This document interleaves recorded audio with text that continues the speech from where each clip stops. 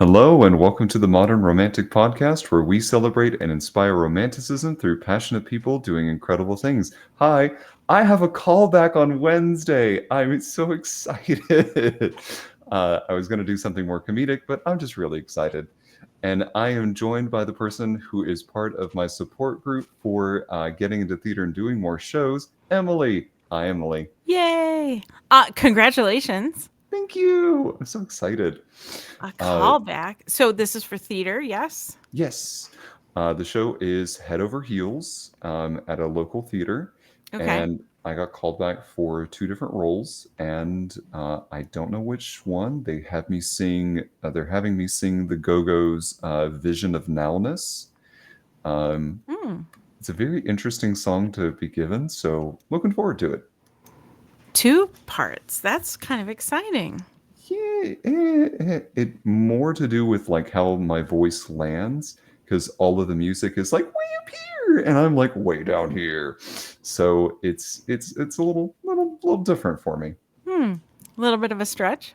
Little bit, but I'm looking forward to it. They wouldn't have given me a callback if they didn't see something. So yeah, we'll talk about it. Yeah. We'll talk about it next episode. Go you. Yeah, Yeah, we'll get to see who you get to play, yeah, hopefully. yeah. But in the theater vein, we also have a fellow multi creative, passionate person here with us today. So, Emily, would you introduce our fantastic guest today? It's one of those things where it's like hard to say it differently because we say it so much here, and I love that we can. So it's like multifaceted, multi passionate, multi talented. But we have all of that in Jennifer here today. She's a writer and an actor and an author and a director, and she's probably a really great cook too. Welcome, Jennifer Lieberman. Hello. Hi, Trey, and hello, Emily. Hello. First of all, congratulations on your callback. That's so exciting. Thank you. Um, can I ask where you located? You said it's a local theater. So, what city or town or where? Charlotte, North Carolina. Oh, fabulous. I Yeah, haven't been there, but I heard there's a really cool art scene there. yeah. It is a little small. I won't get into the whole thing of it, but we are the small and the mighty. Well, That's that's right. all that matters. Yeah. The small and the mighty. And if you don't mind me asking, I know that where are you currently based? I'm currently based in Toronto. Ooh, okay. I've never been to Canada. What is Nice city. Toronto like? Toronto is a very big city these days. We've had like a huge population boom in the past like 10, 15 years. It's a fascinating city because it's one of the most multicultural cities in the world. So we have a very diverse landscape of people, which brings a landscape of culture, food, arts, so many different things going on here. And it's also huge geographically. Mhm. So years ago, it was kind of broken up into a few different smaller cities, and then the Ontario government, our province, so like kind of like our state, Yeah. forced an amalgamation of like several different cities to join the Toronto municipality. So now it's like a mega city. That's what they call Mm. it. It's a mega city. So I feel like in the downtown area, it's got a very kind of New York vibe. It's walkable. There's a lot of high rise buildings, more by the minute. We've got a great entertainment district, theater, live music, sporting events. But then it's so vast and sprawling, it's a little bit like Los Angeles, that if you go outside of like the Manhattan downtown core of a few miles, then you need a car and everything is very, very spread out. So it's kind of a combination. I've lived in both New York and LA, so I can see the similarities between we don't have good weather. Let me get that straight. We definitely don't. Um, Maybe like 1 month out of the year we do. But just in that sense that we have that like downtown hustle and bustle core, and then we have like a vast kind of, I wouldn't even call it suburbia, but just kind of suburbs, you know. So there's my very long answer. No, that's So you must, great. yeah, you must really appreciate those days when it is beautiful outside then. I do. And if you're dressed appropriately, you can enjoy the weather. It's like, for example, it's been negative 20 degrees Celsius the past couple of days, which is about 0 Yeah. Fahrenheit. So, you know, if you wear your regular clothes and just throw on a jacket, yes, you're going to be freezing. But if you're wearing like Sherpa lined leggings under your pants and you're wearing layers of undershirts and fleece and wool socks and, you know, like a thermal vest and then a jacket, it's quite pleasant to walk around. I walked for an hour and a half today in that freezing cold weather, and I was totally fine. I was actually like breaking a little bit of a sweat. So that's if that's what it was like there today, then we here in Minnesota had warmer weather than you did because it was nearly 50 here today, Oh, Fahrenheit. wow. So yeah, So a and we've had a gorgeous spring day. it felt that way and it's weird for February. Hmm. So it's unseasonal and I imagine we will be smacked with some more snow soon enough, but yeah, the 20 below slash 0 is what I would expect for right now. So kind of surprising. But yeah, the when I saw a fly like in the air and I was like, this is wrong. This feels really wrong for this time of year. But I get it. I got this Josh got me this really great pair of wool leggings to wear under like as a base layer and man those are amazing. Game changer. Oh yeah, because otherwise I was actually wearing several pairs of pants. Well, it's survival. Uh-huh. I I remember being so mad at my mom when I moved to Nebraska because she bought me like legit thermal underwear to wear as like that thing. I have never loved her more after having been through negative 10 degrees Fahrenheit Right? weather. Yes. Like there's a reason these things exist, and they might not be glamorous, but they definitely serve their purpose. And as much as I love fashion, this time of year, it's all about function. It's, you know, it's hard to think about being cute when, you know, you're walking to appointments or taking public transportation and waiting outside or waiting on a subway platform. Very hard to worry about being cute. That's one thing that I feel like some of these companies that make really nice, very functional pieces for the type of weather we face, if they would maybe think of some cute colors instead of the typical like black, gray, maybe navy. I did luck out and find a purple jacket. But otherwise, yeah, it's difficult. The base layer, no one's seeing, but I can find that in a cute color. Yes. So Yes. to all the designers out there, consider us, Yes, please. definitely. Or then you'll find like you know, some sort of like bright orange something, and it's like, who's gonna wear that if you're not working at a construction site or in some sort of job where you need to wear a flashy color, you know? It's like you've got exactly your navy, gray, black, or bright orange. Right. Like we're not going to get hit by a car, but it's not really cute. You know, and don't get me wrong, I do like orange, and I have several orange pieces in my wardrobe, Mhm. but not really the shade they're making these coats in. No. No. You've said you've lived all over. Do you have a place you prefer to write in? Well, I definitely get the most inspiration in New York. Okay. And I think my love affair with New York is more because of what New York represents to me, because that was the first place I lived when I lived outside of my parents' home. Okay. Wow. That So makes I sense. feel like New York represents this kind of freedom um, and possibility that I felt for the first time. So there's always that nostalgia there. LA had the best weather Oh for yeah. sure. Yeah, for sure. It was very beautiful, and I really came to enjoy being outdoors all year round. It's not hot all year round, don't get me wrong. Like this time of year in LA, you definitely need a sweater. At night, you might be wearing like a beanie and a scarf and a jacket as the sun goes down and the temperature drops 20 or 30 degrees below what it was if the sun was out. But being able to still go hiking, biking, be outdoors. I'm quite sporty and I love outdoor activities. So for that reason, I really loved LA. And when people used to ask me like, "Oh, what are the cool places? Like what cool things do you do in LA?" And I'm like, I go on a hike every day after work to watch like the sunset.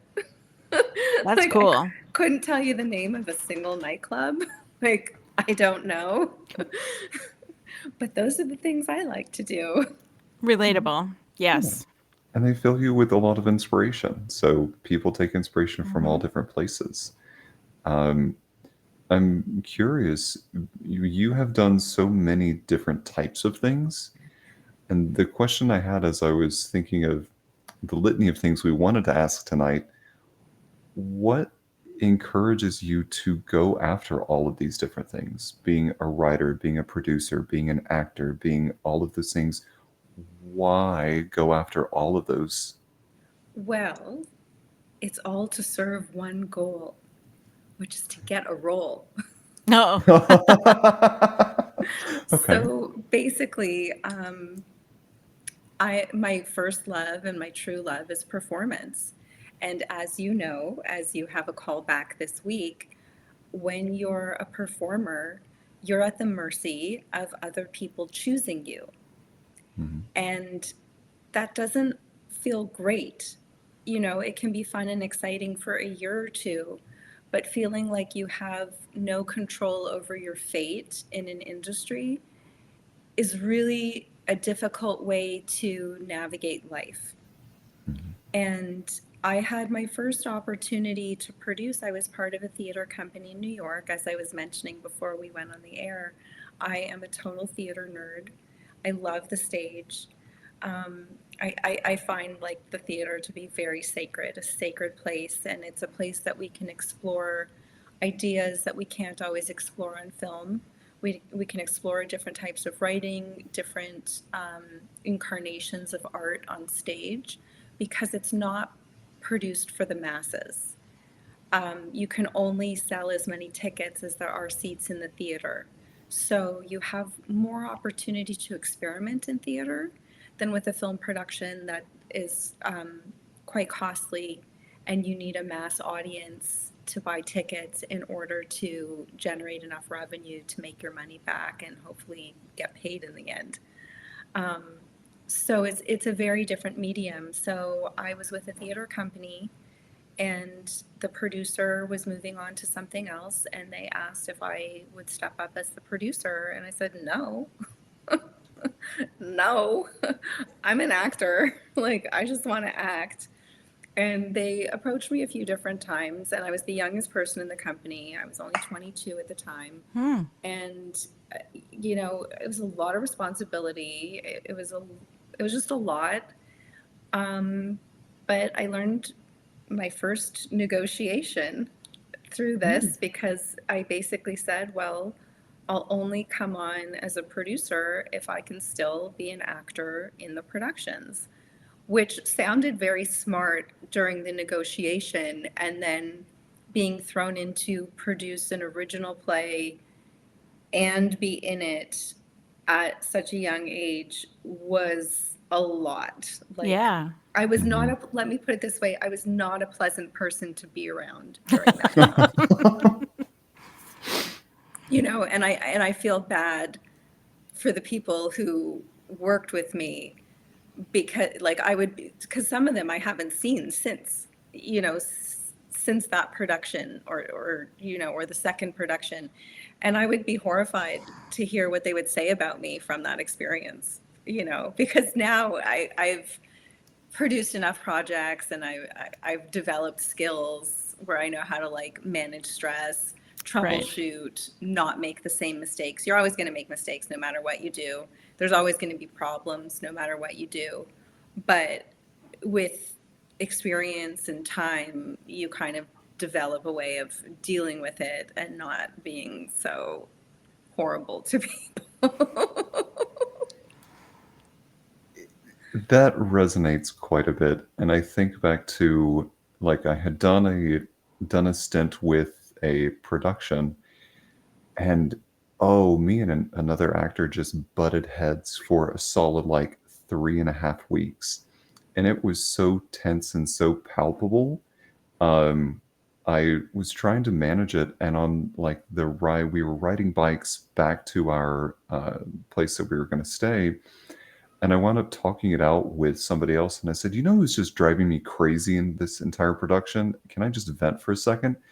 And they instantly said the person's name, and I go, "Is it really that obvious?" And she goes, "Yeah, it really is." And talked to me a lot about like managing those sorts of expectations and managing getting along with other people.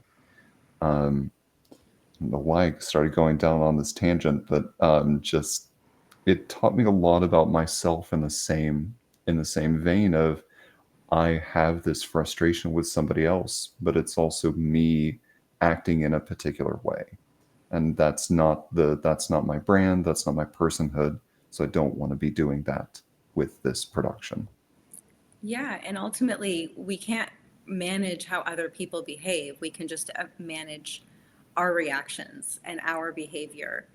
And there is, like, it's called drama for a reason. There are a lot of competing egos. There's a lot of high drama going on behind the scenes.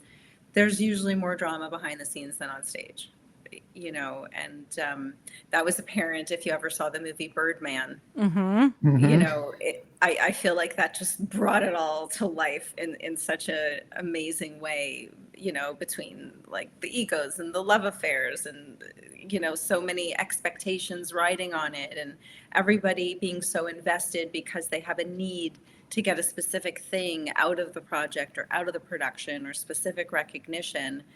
And, sometimes people lose sight of the art, of the goal, and the fact that you're all on the same team. But at the same time, sometimes that drama really brings the piece to life. So It it's a double-edged sometimes, sword. yeah, it sometimes drives people to do better Mm-hmm. and or to work harder or to, yeah, I can see that for sure. It doesn't always ruin a piece of theater or a production. I imagine it could, but we don't hear about that as often as it being amazing. Or we hear about it in 20 years when they do a documentary about it, and they're like, Right. "This is how the production came together." Yeah, I wrote a blog post about it a few years ago, and every time you make a piece of art, especially when it's something as collaborative as film or theater, because these are highly collaborative Mm-hmm. industries, there's a war.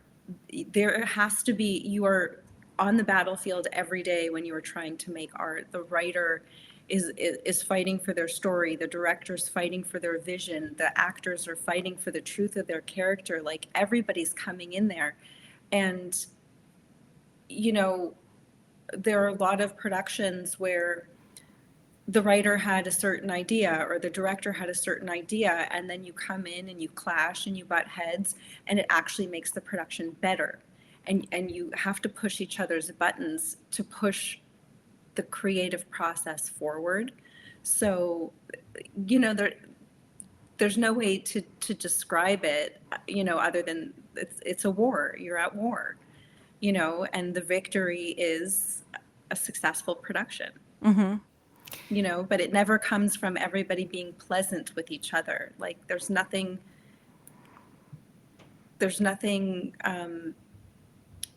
important going on if everybody's just pleasant. It's funny you say war. I'm going to remember this now because of how true it is, and that concept is something that I would like to remember.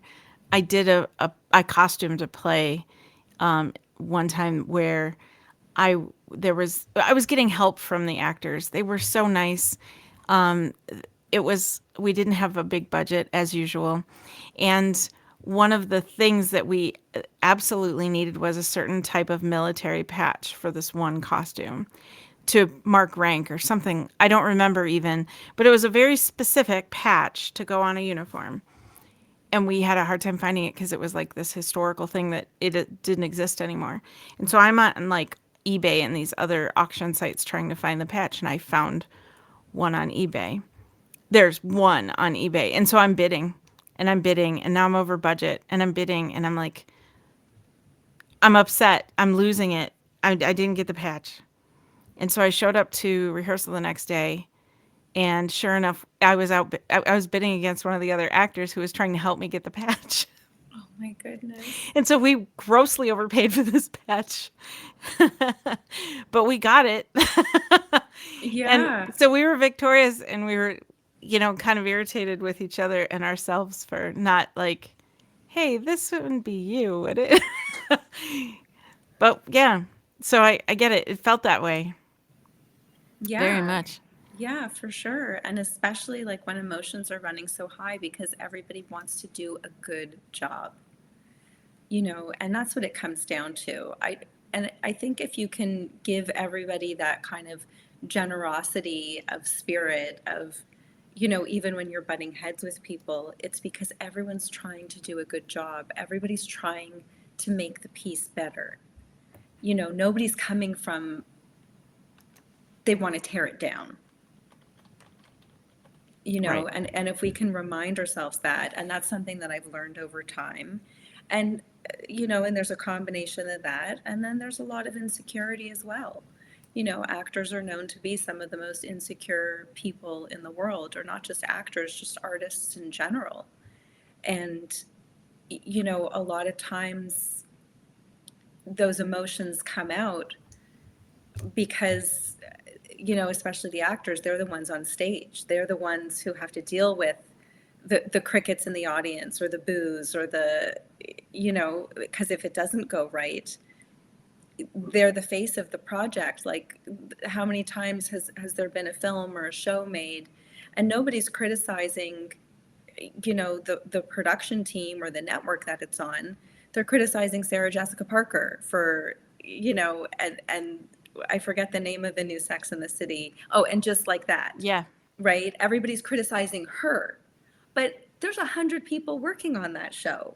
Yes, at she's the least. face of it, but she's not the person who greenlit it. She's not the person who put the money up. She's not the person who wrote the script. She's not the person, who made the majority of the decisions. At her stage of the game, yes, she's making some of those big decisions, but it's not all on her. And when it came out, because my mom, my sister-in-law, a lot of people were very excited about it. And I think people were kind of trepidatious, like, is it going to be good? Is it going to ruin the legacy? Is it going to whatever? And, there was a lot of mixed comments. And I just like to remind everybody, she didn't have to do it. She didn't have to do that show. She's, made enough money off of Sex in the City that she doesn't have to ever work again. She could just go home and hang out with her kids and go on vacation and have a beautiful life. But she's providing hundreds of jobs, hundreds of jobs to people, to take a job she doesn't need.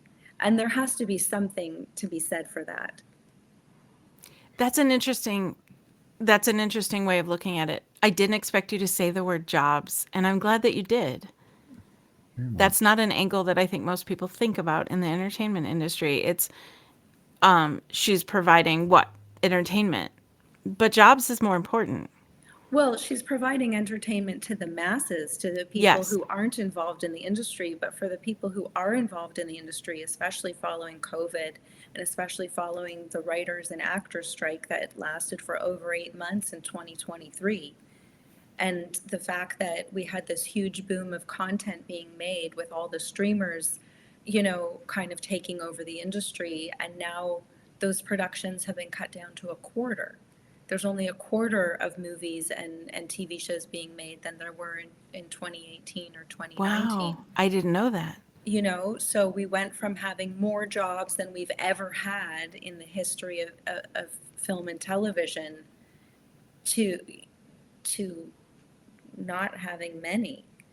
And that's the thing, like, as an actor, I don't think I would have thought of these things, but the fact that I've taken on the hat of producer, writer, director, every time I work on a production outside of the acting, I'm providing jobs for people, and I haven't done a big show or a huge feature film yet. I've done more indie projects, but that's still jobs that people are great for, especially if they're starting out and they're on the indie level and they need to show a short film that they did to get that next gig or that bigger job.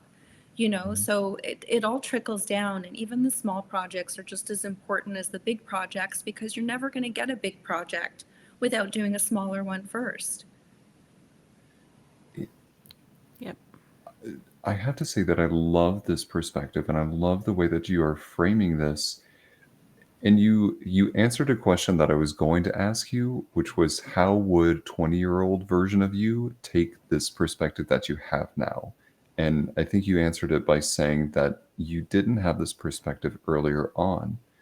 So instead, I'm going to ask, how would you encourage those that are getting started in this industry to keep this mindset when they are faced with some some disappointments, or they're not getting the part, or they're not seeing the type of vantage point that you currently have? How do you encourage them to keep going?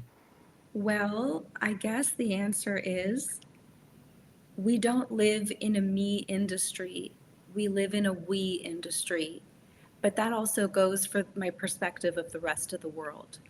We don't live in a me world. We live in a we world.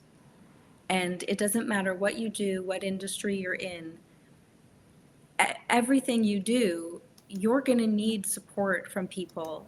You're going to, whether it's at your job or in your personal life or raising a family, it takes a village to do anything in this world. And that's one thing that I learned, because when I started off wanting to be an actress, it was very much a me thing.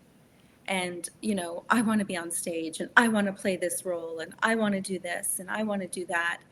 And now, or quickly after I started producing, for example, the first film I associate produced, it was a feature film, and I auditioned to be an actor. I auditioned for a role, and I said to the director, well, even if you don't cast me, if there's any work behind the scenes, if you need a PA, if you need somebody to run errands, get coffee, I'd be interested in that, because I've never worked on a film set before. Like, I had done extra work and I had done little student films, but I had never worked on like a big feature film project.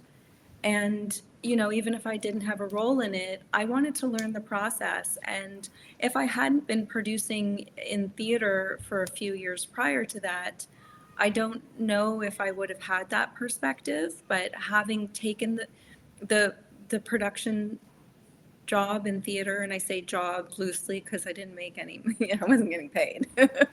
Let's put it that way. But I learned about running lighting and running sound and casting and costumes. Like, I did a lot of the costumes. I made them in my little basement apartment in Queens. And I wore all the hats, as you do when you're doing indie productions, whether it's film or theater, any kind of grassroots project, even outside the entertainment industry.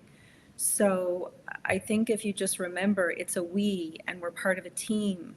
And if you're not getting the roles that you want, or if you're not getting any roles, go and work behind the scenes. Go and be an assistant. Just Find a way to get into the theater and get on a set any way you can, because guess what? That's how you network also.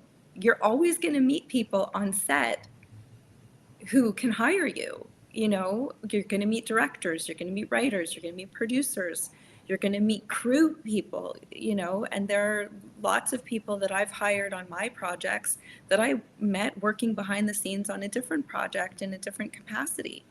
And, you know, I talk about low hanging fruit because everybody, you know, wants to be in the big time and wants to work with the big wigs and everything like that.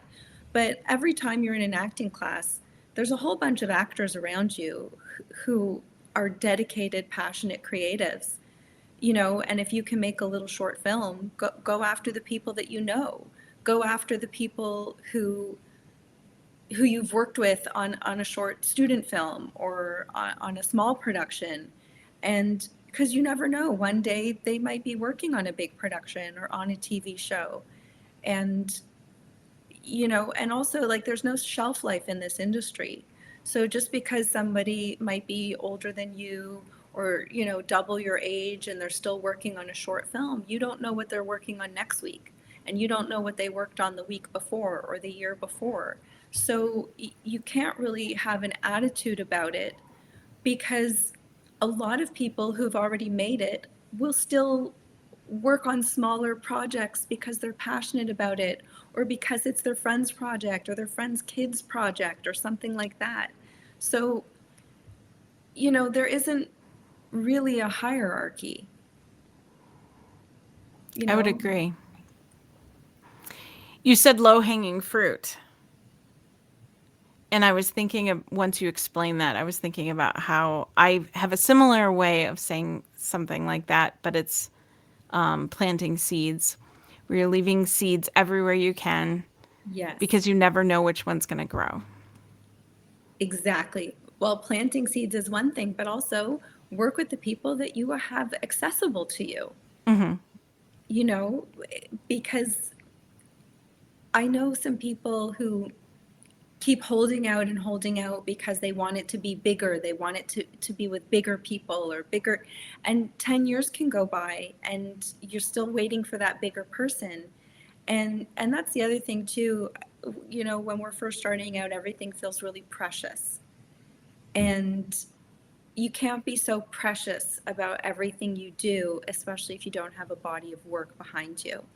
You know, once you've developed that body of work, then it's not about being precious. It's about having a certain standard for, you know, you don't want to step down. You want each production or each book or each theater piece to be better than the previous one.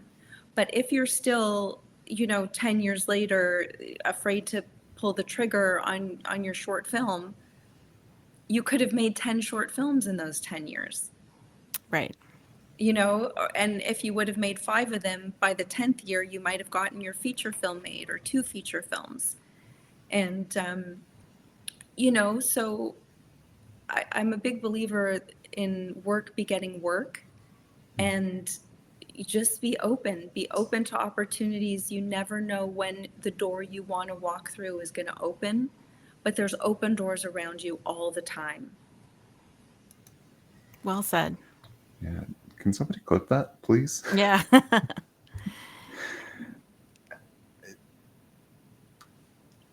I had a question and it absolutely left me. This is like the worst time for that to happen. That's um, okay. Do you Well, want a let me second? ask Emily. I wanted to Yeah. ask Emily more about your costuming, and Okay. because I love fashion, I love costume. So, what's kind of your favorite era in terms of fashion? Um, you know, at one point in my life, I would have answered Elizabethan. There's a structure and a rigidity about it, but also it has beautiful elements. But I don't know if I believe that is my favorite anymore. It's definitely been a big focus of my life, of, you know, the history that I've done, but now now I kind of lean toward big and flowy. So I don't know if there's an era to that. But I still, if I had to pick an era, I would still probably pick Elizabethan, maybe. Okay. If it So you was a like very specific. dramatic, Oh, yeah. very dramatic pieces. Yes. Over the top. Wow That's a lot of factor. fun. Yeah, some Victorian. I've done Victorian too, but or like I did a Marie Antoinette gown as well at some point. But yeah, I like that dramatic layers over the top kind of. If I can't, if someone isn't gasping at some point, then I missed putting pockets in it or something. Oh, that's so funny. That's fabulous. One of my projects I did was an 80s dance spoof, Oh, and neat. I had the most fun costuming that because we had like Yeah. no budget. And there used to be a fun little secondhand store in LA called It's a Wrap. Oh, And neat. that's where a lot of costumes would go after they were on a film set. Okay. And because they were done, nobody needed them anymore. And yeah, I remember collecting a whole bunch of like American Apparel was big at that Oh, yeah. time. And but also like it was just ridiculous. And I put all the guys in like my clothes. Because, like neon crop tops and like tank tops with like metallic sunglasses. Like it was, yeah, you can have so much fun with That wardrobe is awesome. and I feel like it really helps tell a story. 80s is fun too. I think 70s and 80s are two eras that I would be drawn to as well. Yeah, just the colors and yeah, and there was just a lot of comedy just with the costumes, putting certain costumes on certain characters. They walk on screen and you're just like, it's ridiculous. What's that person wearing? Plus, you can take stuff that like you wouldn't, you can take like a piece of mesh and now it's like some kind of cool like cuff or glove or something that, I yeah. worked with fishnets a lot. Like I'd cut out the crotch and like wear it as a top and like put Yes. like and then like put some sort of pop top over it. It was great. But yeah, I've never had the opportunity to do Elizabethan or Victorian costumes that I would love to play with those one day. It's a lot of work. I did do some costuming for an 80s music video by Kids in America, and that was really fun because it was 80s. They're kind of an 80s cover band anyway, so but that it was kind of like that too. So I can relate to that needing some, we're looking for earrings that are lightning bolts and things like that. Yeah, so much fun. Yeah. How about you, Trey? Do you have a Trey does some costuming as well, not exactly for theater, but for like Comic Cons and things like that. Oh, fantastic. Mine is all over the place. Inspiration will happen in the most random places. Sometimes I'm scavenging through like patterns, and then I'll find one. I'll go, that's really interesting. That okay, I found this character, and it can be an absolute wild take on something. What I've found, it's normally a combination of a character mixed with some sort of historical reference point. I wound up doing a recreation of a 1906 coronation gown from Russia mixed with a Pokemon, just because the typing fit together, and I really loved it so much. See, Comic Cons are so much fun because of that, just going to see what people are wearing.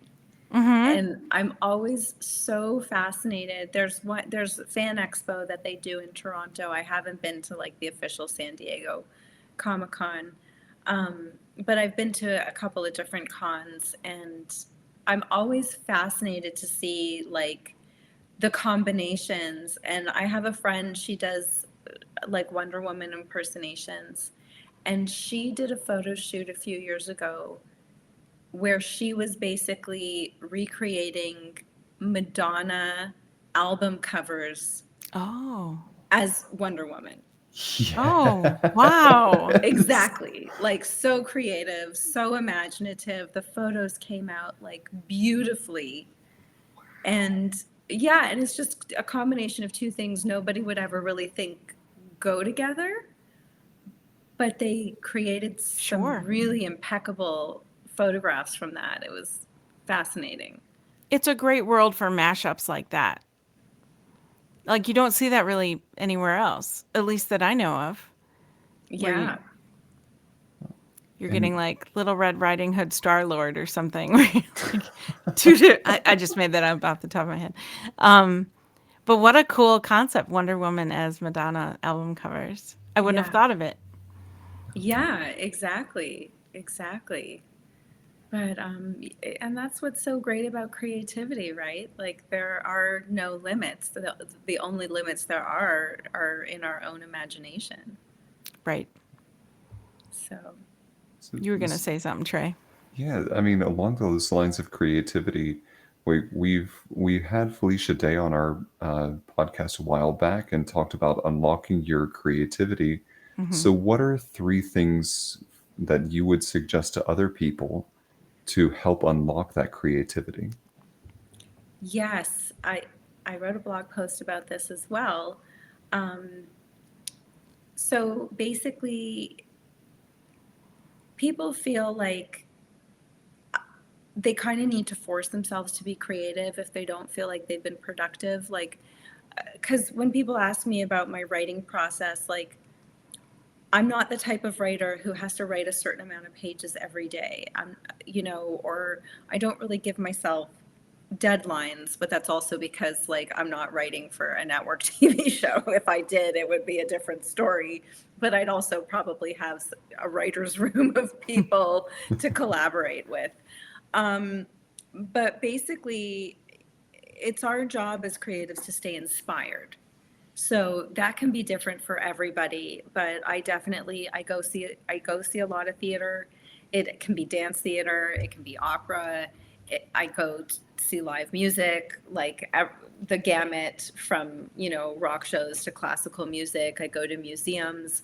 I go to different art expos, and basically just kind of like immerse yourself in creative life, and also nurture your inner child. There's a book called The Artist's Way, which I love, and it talks about taking yourself on an artist date every week. And this is not a date where it's like, okay, I'm writing about such and such a thing, so I should go research this thing. No, that's not what an artist date is. An artist date is nurturing the little 5-year-old and what that 5-year-old wants to do for an hour or two or an afternoon or however much time you have to spare. And if it's, like going to a carnival, getting an ice cream and going on a ride you might be a little too big for, that's what the artist date is, Hmm. It's an or indulgence. Hmm. yeah, exactly. And it's allowing yourself to have those experiences that somebody, I don't know who, told us we couldn't anymore because we reached a certain age.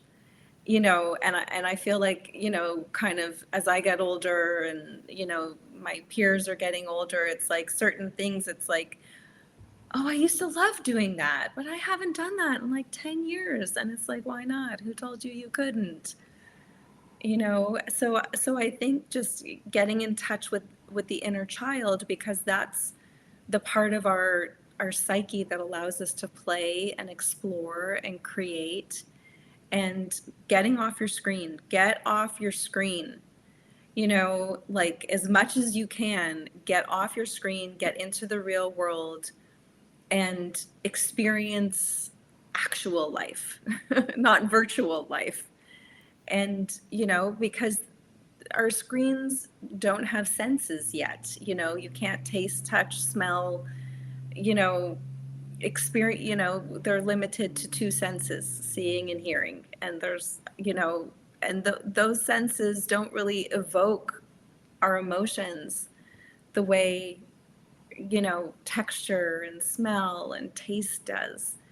So yeah, that's what I would say.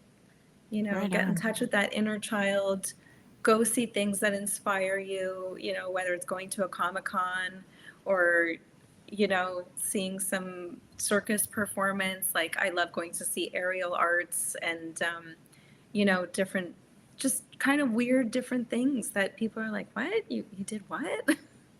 Yeah, I did Is, it. You should is that too. You some should try it. is that something you're that intentional about where you're like, you know what, I haven't done any of this in a week or two or a month or whatever, and so I need to get back to Yeah, and I actually keep like a running list. I have like a little awesome. notebook. I still like to like write in notebooks with a pen. There's something Hmm. romantic about that for me. Yes. So I keep a running list, and like whether I see something online or, I hear a song or something in a movie reminds me of something, I'll keep a running list of like, I really love rock climbing. Haven't gone rock climbing in a while. Like when I was younger, I used to go horseback riding. When was the last time I went on a trail ride? It's actually been a year and a half since I've been on a horse. And I was like, okay, as soon as the snow thaws, I need to go back and go on a trail ride. There's an obstacle course called like treetop trekking, Oh, neat. where they have like zip lines and like, my niece and nephew love going to that. But you know what? So do I. And I will take myself to those things, Awesome. like just to have fun, because I try to make fun a priority at least a few times a month. It's very easy to forget the fun. It's very easy to get bogged down with work and bills and responsibilities. But I feel like when I'm having fun, everything else feels easier. Absolutely. Last week our guest was Ray Tedeton, and she said she's an art teacher, and sometimes her students will tell her that they're stuck, and so she'll tell them to just go make a silly little thing. And that's kind of like what your advice is too. If you just go focus on some silly little thing, it doesn't have to have deep meaning. It just do a silly little thing. And I loved that. I That's my big takeaway from that episode. I think this might be my big takeaway from this one is to keep the fun in it. You're Yeah. right on there. Yeah, exactly. And like when I work on set, when it's my production, my motto is if you're not having fun, you're fired. It's long days. We're trying to get a lot done with, not enough money, not enough time. Like, and it doesn't matter how much time you have when it comes to these things. I think Trey can agree with me. It doesn't matter. I don't think in the history of theater a play has ever opened when the cast is like, oh yeah, we were totally ready. Like we could have opened, we could have opened 2 nights ago. We could have No. opened last week. Like that's never happened. Whether you have 2 weeks of rehearsal or 2 months of rehearsal, or Stanislavski having like 2 years of rehearsal, it's never enough. So you gotta have fun. You gotta love it. You have to enjoy the people you're working with, even when you're butting heads. You have to give them the benefit of the doubt. Everybody's at war to make it better, not to make it worse. And find the fun in it, because there is like, and it just everybody lights up when they're having fun in a really amazing way. And we're just so much more open when we are. Absolutely. If I can interject and say, like, even during this most recent audition, like prior to that, I have never really found the fun in auditioning before. I've always been that scared, like scarecrow standing in front of somebody, and I never really found the fun in it. And I found myself with even this most recent audition getting up, having fun singing a song in front of the audition panel. And then when we came back to read the character sides, like throwing myself into these parts, and I'm like, I'm actually having fun. Like this is actually like a Exactly. blast. That's Yes, and they awesome. they call it a play for a reason, and it's true because it's our insecurity and our ego. Like, we don't want to do it wrong. We want to get picked. You know, like, emotions tend to run high, but there's something to be said for just throwing it away and having fun. And I understand that. I can totally relate to that because, you know, I am a victim of the same thought process, especially when it's something that is high stakes, you know, and I do commercial auditions quite frequently, and then the bigger roles are less frequently these days, but hopefully that'll turn around soon. Um, but I've learned to just have fun with these auditions and be ridiculous and bring my artistry to it, because that's the thing. It's like you got to like stake your territory in terms of your artistry, and it's like, okay, they don't want it, okay, that's fine, but I still got to act today. And it was Bryan Cranston who I heard say that in an interview a few years back, because he was doing a lot of commercials, and then he got Seinfeld. He played the dentist on Seinfeld. Then he Oh, got Malcolm in the Middle. Then he got Breaking Bad, which is, you know, his legendary role. Um, but basically, he's like, that's your job. Your job is to go audition, like, you know, and you have to have fun with it, and you have to play with it, and you have to do the best job you can do and put your stamp on it, you know, and mark your territory with it, and move on mm-hmm. to the next one, and don't worry about it, you know. And if you already kind of resolve that, it's like, okay, like, I'm going to go on 100 auditions before I book one, you know. And then once you book that one, it's like, okay, then I'm going to need to do 25 before I book the next one, and then 15, and then 10, and then, you know, you start booking more consistently. But it's really important to like conquer the psychological game, you know, because especially especially with commercials, it's not about your acting. It's about the ad agency. It's Mm-hmm. about the product. It's about the company. It's, you know, like, it Yeah. has absolutely nothing to do with you. With theater, it's different, especially with the singing audition. You know, I'm not a singer. I do theater, but I do drama, comedy. I was not blessed with a singing voice. I love to sing, but people would pay me not to. I feel I tell people I could be a billionaire just from people paying me not to sing. Oh, there's an idea, Trey. Not for Um, you, obviously. Oops. Okay. yeah, For us. but the more fun you have, you know, and the more fun you are in the room, the more likely people want to invite you to come play with them. Yeah. I think we spend a lot of time as creative people, and if we're not doing the thing that we want to do or that we're setting out to do, that we're not making art. But from everything that you've described so far, that from being behind the scenes, being in front of the camera, being on the stage, or even doing all the things behind these things, you're still making art at every beck and call. So if you think that you're not doing art because you're maybe don't get that part and you are working elsewhere, no, you're still doing the thing. You're still creating the vision and still being a part of that process. So Ex- enjoy the fun of the process. Mm-hmm. exactly. And, you know, you might not get your dream that day, but how cool is it that you get to help someone else get theirs? Mm-hmm. You know, because like, you Absolutely. still get to be part of a dream, you know, and being part of any dream in my book is pretty freaking cool. Like, whether it's mine or someone else's, like, you know, like, my favorite thing to do in the world is to make something out of nothing. And that's what the creative process is. And it's like, Yep. okay, it's not always going to be mine, but the fact that I got to help make something, pretty cool. Absolutely. Yeah. Truth found, hand to the heart.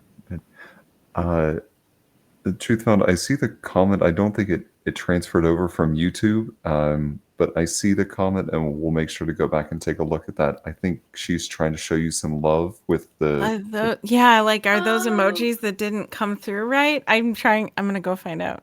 Well, thank you. Thank you to everybody who's tuning in, and I hope this resonates with you a little bit.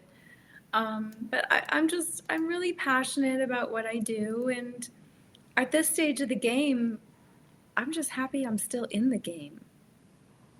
You know, like I talked about the theater company that I was part of in New York in my early 20s, and I only know of one other person who's still creating from that company. Wow. You know, and we were part of that company for a few years, and it was our whole lives revolved around it. And it was all about the art and all about creating something. And, you know, like I said, like I've learned to wear the other hats. I've learned to produce. I started writing projects for myself. I started directing. My novel is an adaptation of my one-woman show. And everything that has led me, this is another thing I want to mention.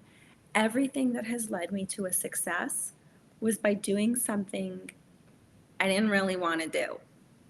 I didn't really want to do it. I didn't want to be a producer, but I did it. And now I'm still a producer, and it's opened more doors for me than any monologue I've ever learned in my life. You know, and then somebody suggested I do a one-woman show when I got to LA because nobody knew I existed, and I should do a showcase, write myself a showcase piece. And my first year in LA, I produced 2 other one-woman shows for women in my acting class. And they were so brilliant. And especially after producing their shows, I was like, no, I can't do a one-woman show. Like I could never do that. And I don't want to. Like, no, I'm not good enough. It's going to be a lot of work. Like I can help somebody else with their show, but that's not me. But I did it anyway. And then somebody's like, oh, you know, that show would be a great book. Because I ended up, when I finally did do the show, I was more creatively fulfilled than any of the little other things I had gotten cast in. And I was like, oh, wait, I get to write all these parts for myself, and I actually get to perform them. And this creative process was so fulfilling. So I kept working on the show and ended up taking it to New York to a festival and winning the Audience Choice Award for it. And then people were like, this would be a great chick lit novel. And I was like, I don't want to write a book. I just wanted more acting roles. I just wanted to get cast in something. But I wrote the book. And the book was like several years of, you know, writing it and giving up because I couldn't get an agent, I couldn't get a publisher, I couldn't, you know, and finally my old boyfriend was like, what do you mean you wrote a book? I was like lamenting. I was like complaining about, you know, why hasn't it happened yet? And I wrote this stupid book. And he was like, what book did you write? And I was like, yeah, I wrote a novel. And he's like, no, you didn't. I was like, yeah, I really did. I've written like 5 drafts of it over the years. And he read it and he was like, okay, self-publish it. This is good. Just self-publish it. Like, don't worry about a publisher. Don't worry about an agent. Don't worry about the hype. Just get to the finish line. Yeah. Mm-hmm. So I did. And then the title got censored because it was called Year of the Slut. And in New York theater, everybody loves the slut. But online, a reading audience, you know, it was actually like the bots on Amazon and Instagram that censored the title from any type of advertising. So I could sell it on Amazon, but I couldn't advertise it. I could have a Facebook and Instagram page, but I couldn't buy any ads. So then after like a year of being completely dead in the water, one of my colleagues was like, change the title. I don't want to change the title. The title's why it was a success. Like the title's the best thing about the book. I don't wanna. So like my advice is just do it anyway. Do it anyway. When a door opens, just do it anyway. You never know. You know, and that's why it's like, you know, it's like survival. You know, people are like, why do you wear so many hats? I'm like, survival. I refuse to die. I just refuse to die. You know, I just really, I want to keep working. I want to keep creating. And then the book, I changed the title, and it hit #1 on Amazon and won 5 literary awards. You know, and the point isn't the success. The point is sometimes, like, people talk about like manifesting and alignment, and if it doesn't feel right, then don't do it. No, that's BS. That's BS. Sometimes when you're feeling the resistance, that's because that's where you need to go. And if you listen to the resistance, you're never going to get there. It's like pushing through the workout, pushing through those last reps, pushing through the last few miles on a marathon. That's when you want to quit the most. And that's when, like, you have to push and get through it and get to the end. Sorry, I don't mean to sound like I'm lecturing, but I'm just speaking from my own experience. And I know a lot of people feel stuck in the world, and a lot of people feel like they're not where they want to be. And, you know, a lot of these like personal development and self-help people, they talk about like, you know, it has to feel good, it has to feel right, it has to feel this. No, it doesn't. You know, no, it doesn't. Get out of your comfort zone. If you're too comfortable, it's never going to happen. You have to make yourself uncomfortable. You have to go to the place you do not want to go. And then the doors are going to open. And if they don't, just kick them down anyway. Find a window, break it in. Break it in, exactly. That's right. Love it. Yes. This is fabulous. Let's never end this conversation. Seriously. I'm such a nerd. I really am. No, I'm just such a No. theater nerd. Like, In I just, all the right ways. Yes. I love the process. I love the process. It's, you know, and I would never be where I am right now if I listened to that, like, I don't want to. Because So we all have it. For our audience, tell us what you renamed the book to. Year of the what? I actually wrote out 50 other titles. I'm basically taking words that are weaponized against women and using them, reframing them as empowerment. Right. Yeah. These don't have to be the archetypes we're used to. No. That is... No. Well done. That's also a very clever name change and an effective one. I thought, oh, I see what she did there. I like it. Yeah. So, yeah. And Josh said in the chat, we love nerds here. Yay. We do. We do, for sure. We are also nerds. What is a nerd anyway? Somebody who's passionate about a particular thing. Like, what's wrong with passion? Nothing. Yeah, if you're not a nerd, how are you living? Facts. Yeah. Oh. Yes. Jen, I have to say, like, your perspective on just life in general is so refreshing to have, and I love this. And I honestly feel very invigorated to walk into that callback on Wednesday and just have fun and just enjoy the process. And do it for you. Don't do it for them. No, do it for us. Do it for we. Yes. Do it for we. For it's a we world. So I really got a lot out of this conversation, and I really hope that our listening audience will as well. You have an amazing spirit, and you deserve all the things. I'm just going to say it now. You deserve all the things. Well, it's taken a journey to get here, right? You know, like life is a journey for everyone. Everybody's journey is different. And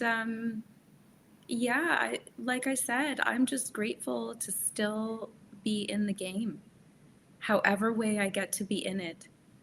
You know, whether it's my dream or someone else's dream, just getting to be a part of a dream is so cool. And that living in that gratitude, I think, is the way to go, for sure. I think. Yeah, and also everybody gets a piece of ownership on these things. It's not like a painting where it's just one person.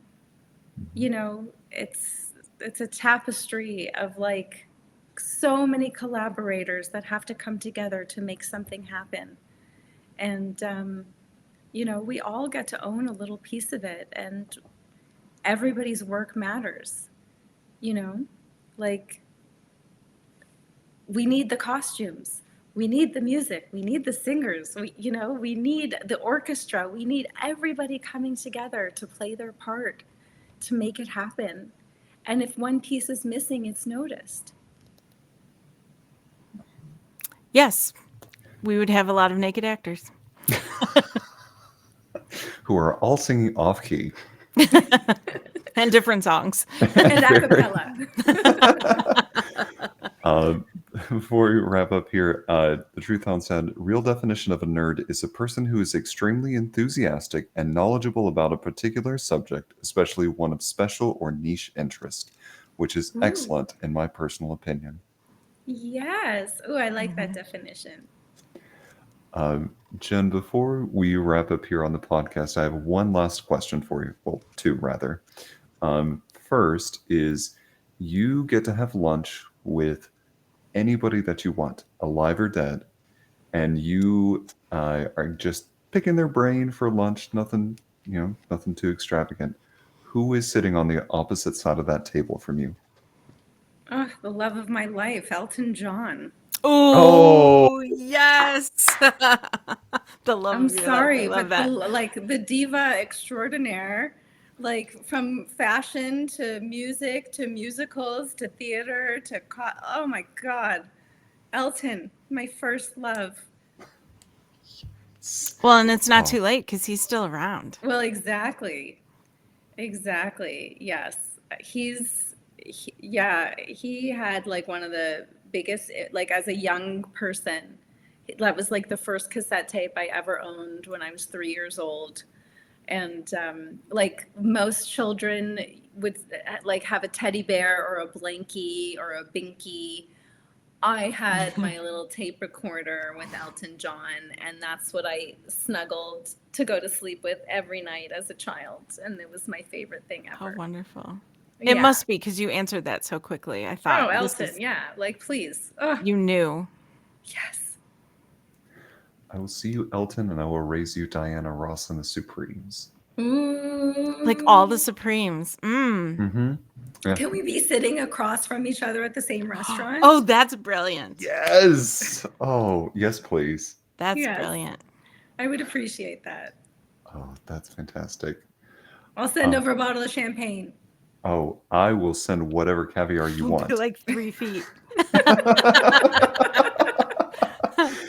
Last question. We want to make sure that our listening audience and our viewing audience can stay in touch with you and all the incredible artistic things that you're doing. Where can they follow you to keep up with you? I am Jen Lieberman on all the platforms. So Facebook, Instagram, Twitter. I'm not on TikTok. I'm not a teenager. I'm sorry. I couldn't get into that trend. But I am Jen Lieberman. And all those pages have like a link to my website or whatever. Yeah. So, yes.